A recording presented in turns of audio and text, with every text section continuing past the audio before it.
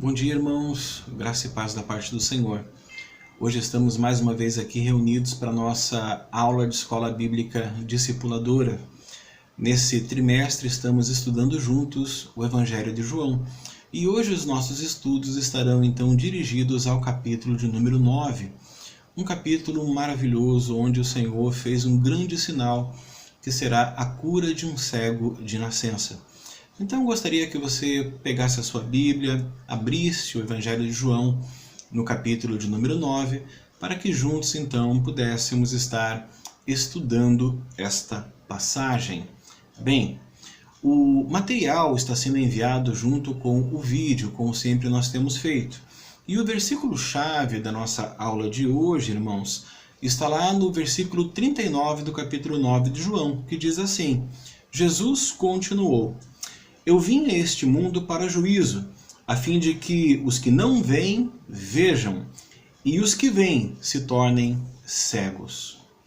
O capítulo de número 9 é um capítulo no qual o Senhor Jesus ele está passando por um momento de muita dificuldade com relação já aos fariseus, que o está perseguindo porque ele tem feito curas, sinais no dia de sábado. Nós sabemos que pela lei, pela tradição judaica, o sábado é o dia de descanso, que na prática não se poderia efetuar obra nenhuma.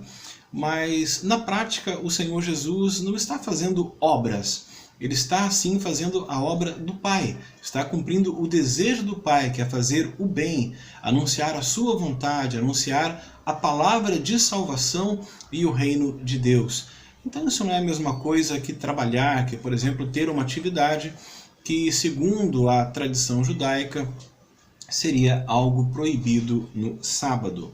Bem, então se você dá uma olhadinha na Bíblia e também no material em anexo, você vai encontrar o relato que Jesus está novamente ao lado dos seus discípulos quando eles encontram um homem que é um cego de nascença. Um homem com cerca de 45 anos. Onde os seus discípulos o perguntam: Senhor, por que esse homem nasceu assim? Quem pecou? Foi ele ou foram os seus pais? Bem, essa pergunta é muito comum porque naquela época as deformidades físicas muitas vezes eram atribuídas ao pecado, à desobediência a Deus. E no caso os discípulos estão perguntando ao Senhor, então quem seria responsável por esse homem ter esse problema físico, ser cego? Será que foram seus pais? Porque era muito comum a crença em maldições hereditárias, já que a própria lei fala que no caso da impiedade, o Senhor visitaria a iniquidade, o ímpio, até a sua segunda e terceira geração. Ou será que seria talvez o próprio homem que ainda no ventre, na formação dele, ali em sua mãe, acabou pecando? A resposta do Senhor Jesus foi uma resposta maravilhosa. Quando ele diz, olha, nenhum nem outro. Esse homem é assim para que nele se manifeste o poder de Deus. Isso quer dizer o quê?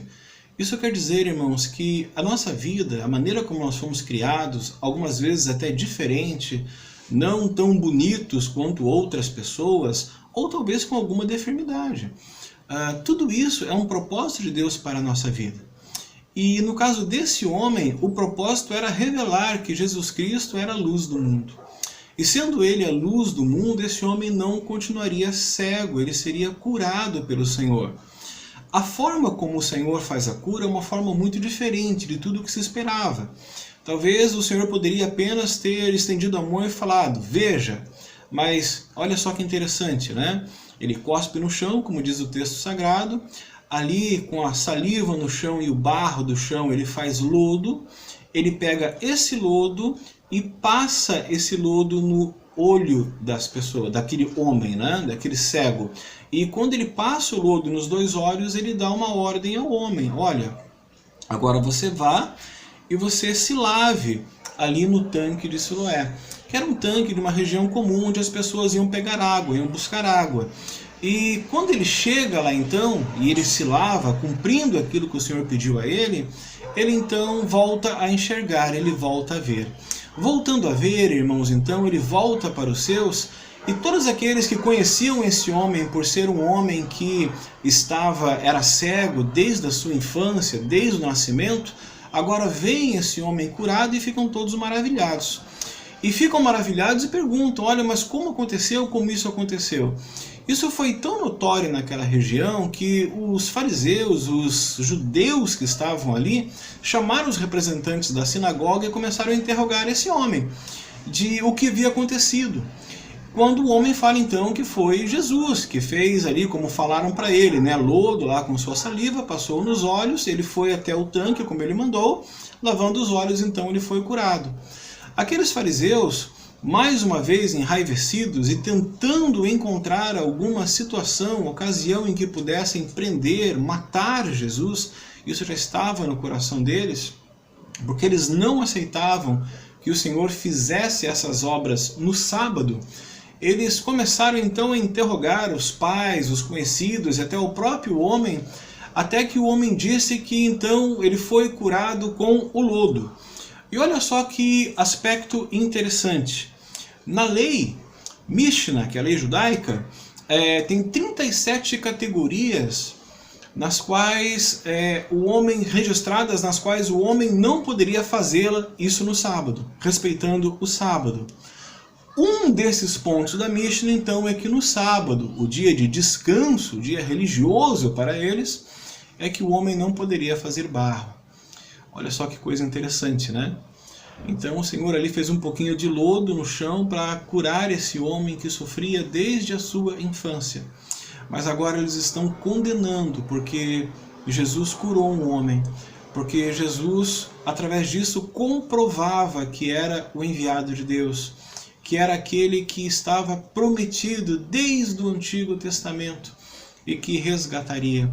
Sendo que, claro, né, os judeus não o reconheceram assim, embora já houvesse um grupo ali que discordasse que ele fazia isso por possessão demoníaca, porque alguns criam nisso, que Jesus só fazia esses milagres porque estava possesso pelo demônio.